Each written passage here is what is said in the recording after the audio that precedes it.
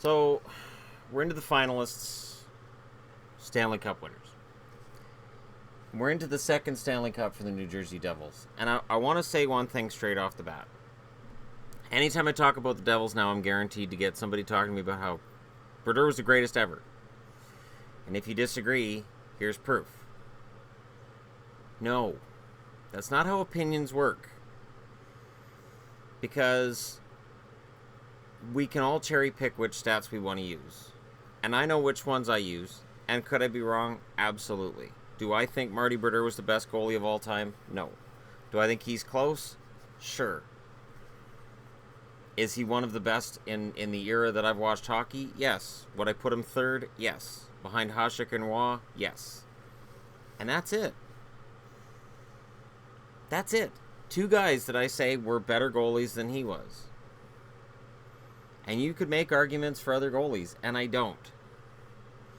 So I understand that there's certain Devil fans that get triggered by that. But, you know, it is what it is. My opinion won't be swayed because this is hockey I watched.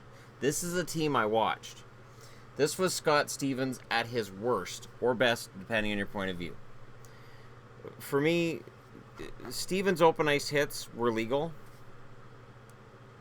But there were always times that I'd watch him just drill somebody, and I think he really didn't have to follow through like that. So I was always of the mind that, okay, that hit was legal. It probably shouldn't be. There should probably be a rule change somewhere in here.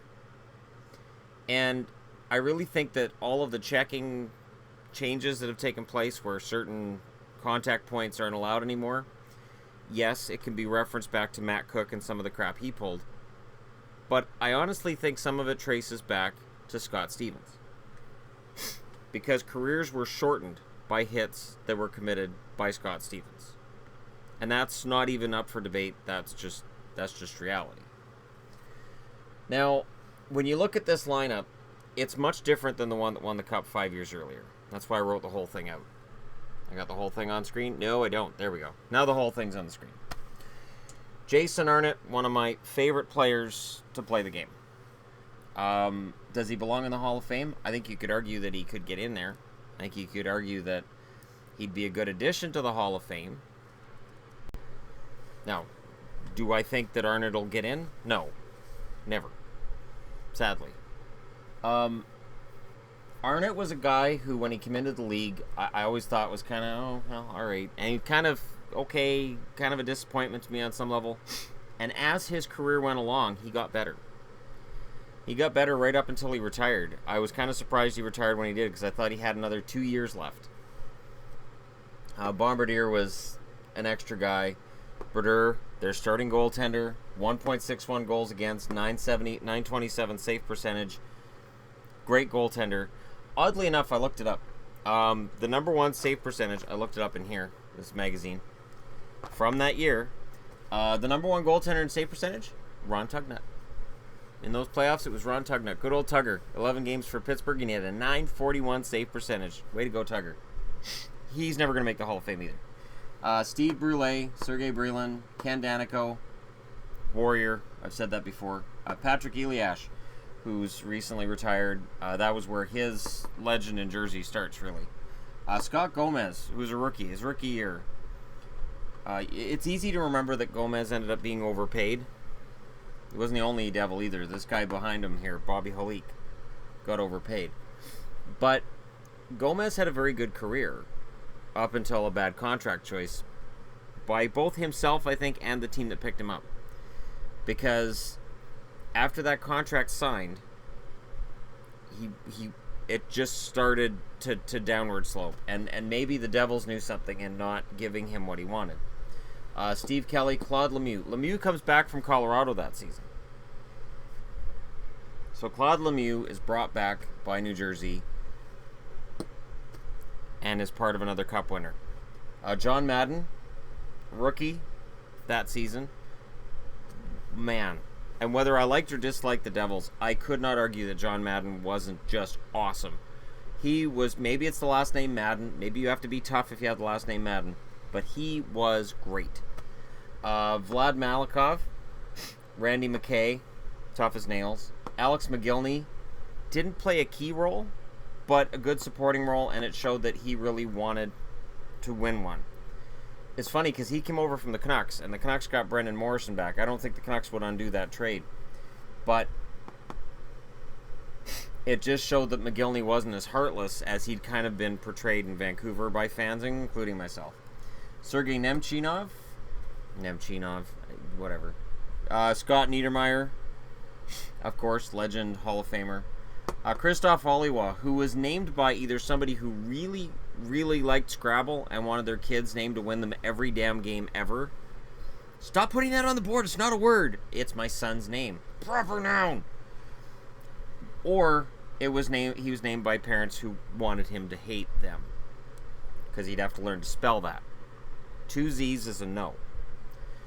Jay Pandolfo, Brian Rafalski. I liked Rafalski a lot. His career was a little shorter than I think any of us anticipated when he came up. Ken Sutton, Scott Stevens, as mentioned before. Peter Sikora, underrated. Chris Terreri, also underrated. And Colin White, a very common name in the NHL. I think we're on 3 Colin Whites now. 3 of them. Regular season scoring, Elias leads the way with 72 points. Gomez 70, Sikora 68, Arnott 56, Lemieux 47, Halik 46, McGillney 44 in 59 games. And Lemieux and McGillney, those are combined totals between 2 teams. Playoffs, Arnott and Elias lead the way with 20 points each in 23 games. So in the playoffs, it's scoring by committee. Sikora 16, Stevens 11, Lemieux, Gomez, and Halik all had 10 points each. And it's just scoring by committee. The Conn Smythe goes to Scott Stevens because nobody ran people over like Scott Stevens. And he really was the heart and soul of the team. And I hope, and again, and whenever I do a video where I talk about New Jersey, my first thought is, well, I hope this doesn't offend the Brodeur fans out there for me to say Stevens was the heart and soul of the team. And yet there it is. In the playoffs, they swept Florida, which upset me greatly because I was really hoping Florida go on another run. Come on, Florida. No. They beat Toronto in 6. They beat Philly in 7. That was really their Stanley Cup because when they met Dallas in the final, they beat them in 6. And Dallas was an easier victory for them than Philly. The 2000 Stanley Cup playoffs for Philly, that's the height of the Legion of Doom. And it was a hell of a series. And it was funny because this team to me was more talented than the 95 New Jersey Devils. And yet, they weren't having a very good regular season. They were... And then they made Larry Robinson the coach. So, Lou Lamoriello proves he doesn't have any fear of switching coaches on a team going into the playoffs. Larry Robinson becomes coach, and they win the Stanley Cup. Makes Lamoriello look like he's brilliant. In terms of where this team fits on the realm of all-time teams, it's funny because, again, for Hall of Famers, you got Brodeur, you've got Stevens. McGillney should be in there. I still don't know why he's not. Claude Lemieux, if he played cleaner, he would be in the Hall of Fame. There's no way, with the amount of Stanley Cups he had and with the Conn Smythe, there's no way Lemieux doesn't make the Hall of Fame. Elias probably will make it once he's eligible. And, of course, Niedermayer's in. I don't know why I skipped over Niedermayer a couple of times. There's somebody yelling at the screen right now, Niedermayer's right there. And Arnott, for me, for my money, Jason Arnott was a very solid player who just got better with age, as I said. This was a good team. They had a good run. And it's funny because with Larry Robinson as the coach, they really got back to basics. In the regular season, their defense wasn't necessarily as good. Brodeur's save percentage during the regular season was 910 and 927 in the postseason. So the defense got better in front of him. He got better under Robinson, and the team really came together. You look at what happened with Pittsburgh a couple years back with Sullivan. This is the example of it from 2000, 17 years ago. So, there you go. There's your 2000 Stanley Cup champions, the New Jersey Devils.